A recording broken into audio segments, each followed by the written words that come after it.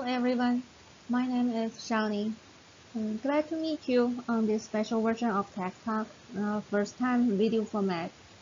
Well, I'm from NUFAB, one of the core facility of Nuance. NUFAB is a Class 100 cleanroom facility for macro and nano fabrication. The cleanroom has nearly 50 equipment.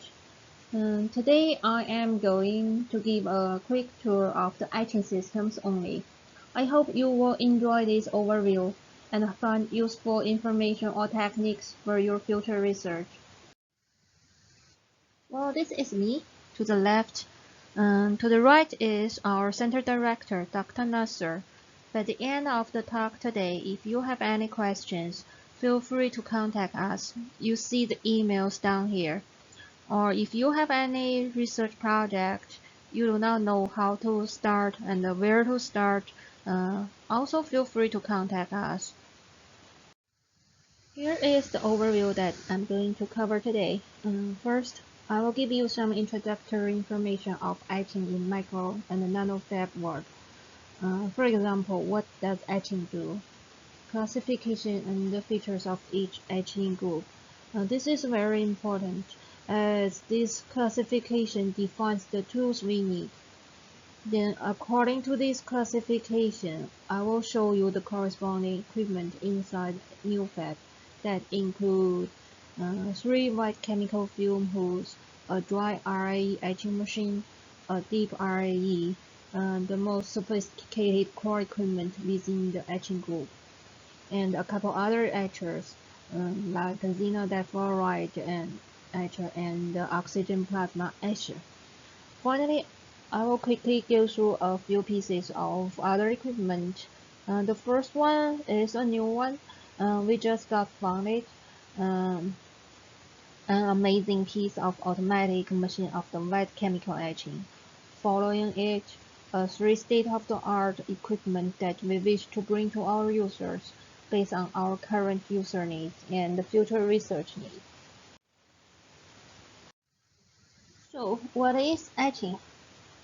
Etching is usually used to pattern the macro or nanostructures of a material through selectively removal of the unwanted part, either by a chemical reaction introducing one or multiple chemicals to react with the material, produce a product that is easy to be removed in either liquid or gas phase. In liquid phase, it is called wet etching. In gas phase, it is called dry etching. That is what you can see here in the classification method. Also, the etching could be done by a physical process. Usually people call it physical bombardment. That means we use the high energy particles to knock the unwanted material out, which is the classification of chemical versus physical. From the product, the etch profile, what is the shape? What the shape look like? How it look like? To classify that, we can call it isotropic or anisotropic. From the chart, the pictorial chart you see to the right of this slide, wet etching can be isotropic, and most of the wet etching are isotropic. That means the edge is the same or has the same rate in every direction. Only a few cases is the anisotropic in wet etching. The most typical one is the KOH or TIMA etching of the bulk silicon. Those two chemicals remove the 100 and the 110 plane of the silicon and expose the 111 plane of the silicon. In dry etching, the process is close to anisotropic, mostly in RIE etching. It is close to anisotropic, but it's not perfect. Near perfect anisotropic etching is the deep RIE, which I will mention in the next few slides. It is a highly anisotropic process. The etch rate in the depths into the material direction can be much faster than the lateral, the direction in parallel with the material surface. Uh, in that way, it etches much faster in one direction and much slower in the other, and keeps almost perfect rectangle side cross section. Um, will be show you the details in the next few slides. With this classification, let's start the tour in NUFAB. What you are seeing in the picture is the wet process bay in the newly expanded area. You could see we have 3 fume hoods allocated for different wet process. Users need to put on personal protective equipment like apron, acid gloves, and face shield to use the area, as most of the chemicals are toxic and dangerous. Also, users need to manually operate and clean up everything after use. This is the overview of the chemical allocation between the hoods. Hood number 1 is dedicated to silicon bulk etch with KOH and TMA. NUFAB provide hot water baths for temperature control. On the high end of the etch rate, we can get between 1 and 1/2 micrometer per minute. Uh, Hood number 2 is for silicon oxide etch with HF and the diluted version of HF. NUFAB provides 2 versions of the diluted HF. One is called BOE 5:1, the other is called BOE 10:1. BOE stands for buffer oxide etch, and they're all commercial available, ready-to-use version. Users are also allowed to do gold etch and the general metal etch in Hood 2, but the priority is given to HF etch. Hood number 3 is only for general metal etch. Like you can see in the slide, I listed the etchant, commercial etchant available for all these metals. Among them, chrome, copper, gold, iron oxide are the most popular for being used. Chrome and iron oxide are the photomask material, which is used a lot on everyday basis for most of the users. Also, we have chemicals for platinum, aluminum, nickel etch. If you need any of those, you can stop by the office, check with the staff. We also have another strong chemical, which is a commercial version of Piranha. It is called nanostrip for cleaning up the wafers. That is useful for to clean up the or burn off the organic materials contaminations. Generally, these 3 hoods they take care of over 70% etch work in NUFAB. Below the bullet point, I listed some general etch rate for the most popular metals, which is a start point for users.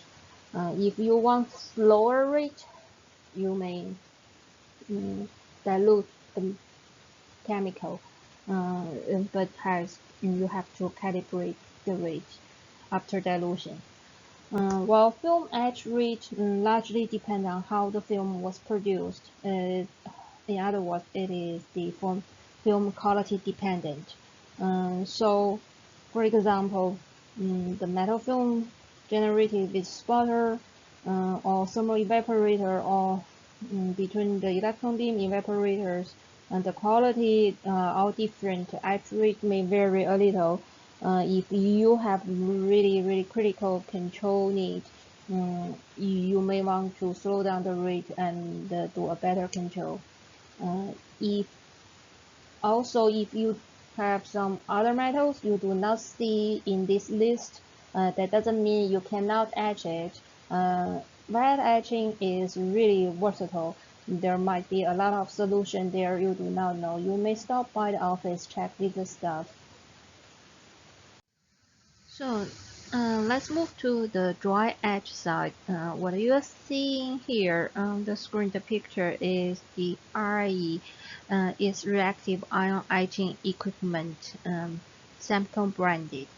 It is a high precision reactive ion etching system that can anisotropically etch a wide variety of material.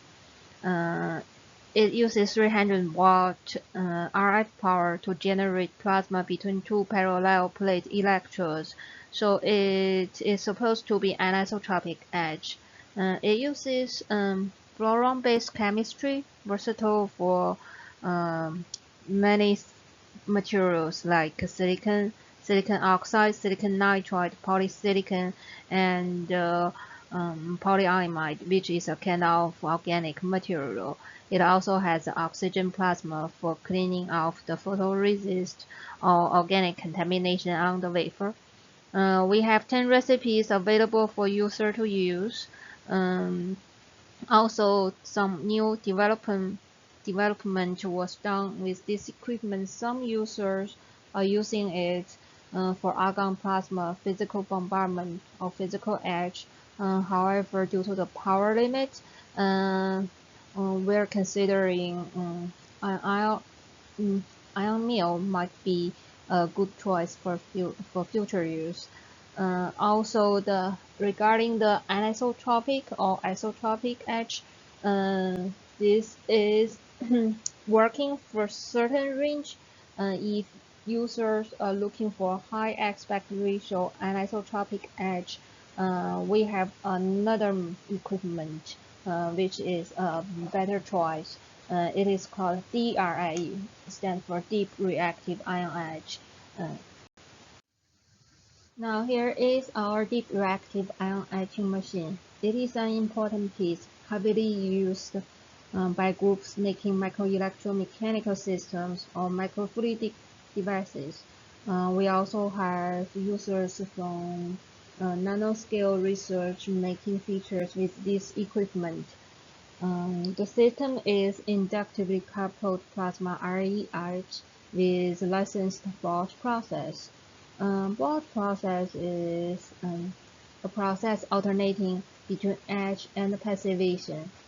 During the etch process, the system generates SF6. It actually uses the SF6 gas to generate the etch plasma to remove silicon.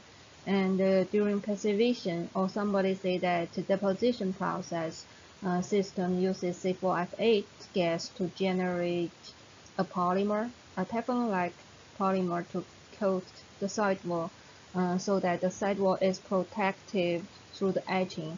In this way, the etching result is highly anisotropic, high aspect ratio, with very straight sidewall, almost 90 degree.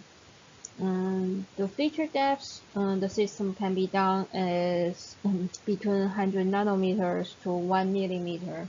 It is a highly automated machine, easy to operate for users, but users need to spend some time carefully design the pattern layout before coming to this equipment, as etch results or etch rate is largely dependent on the pattern layout. Now here are a few examples of the typical deep reactive ion etching result. For the top two pictures, you may see the left picture shows trenches with an aspect ratio about 10 to 1, and the right one on the top, the aspect ratio is actually about 30 to 1. There are a lot of different profiles, different shapes DRIE can achieve. If you have any research or work need to use this piece of equipment, you may stop by to ask how to design your process with us. NUFAB provides 3 standard recipes for new users to start with. The etch rate usually ranges from 2.5 to 15 micrometer per minute, which is tunable. We also have helped users to develop customer processes. On the right side of this slide, you may see simplified illustration of all these processes. One of the example is we help the user to generate arrays of nanoscale holes. The holes are ranging between 100 to 300 nanometer deep with high aspect ratio. We also ever helped user to generate positive features is actually can be called standalone, as shown in the second illustration. It has the pre-designed angle of slope, which is not like the typical 90-degree vertical wall of the RIE. The last one on the right side is most recent. We help the user to etch through really deep over the thickness of almost 2 wafers, and with pre-tuned slope and coating for easy PDMS demolding process. In the past, the users were not able to demold the PDMS from such silicon wafer trenches, but now they can do it pretty easily. Now the last two pieces of the etching equipment. One is the Samco oxygen plasma cleaner. It is also called Etcher. It is used for surface cleaning, stripping off photoresist, descumming, or etching process. It also can be used for surface treatment to change the charging of the surface. Currently, staff is working on adding another gas line, the carbon tetrafluoride gas line, to this equipment so that it will increase the etch rate up to 20 times for polyimide and other photoresist. To the right side of the oxygen plasma cleaner, shown in the picture, is a xenon difluoride etcher. It is used for silicon etch, isotropic silicon etch.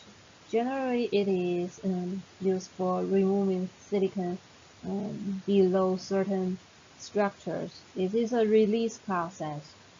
It actually can also be used for etching some other materials which could be put on the agenda of future development.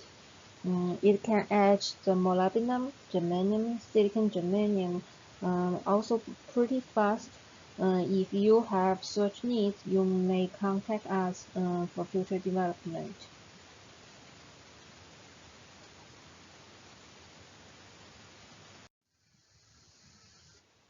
So we have gone through what we have in the NUFAB clean room.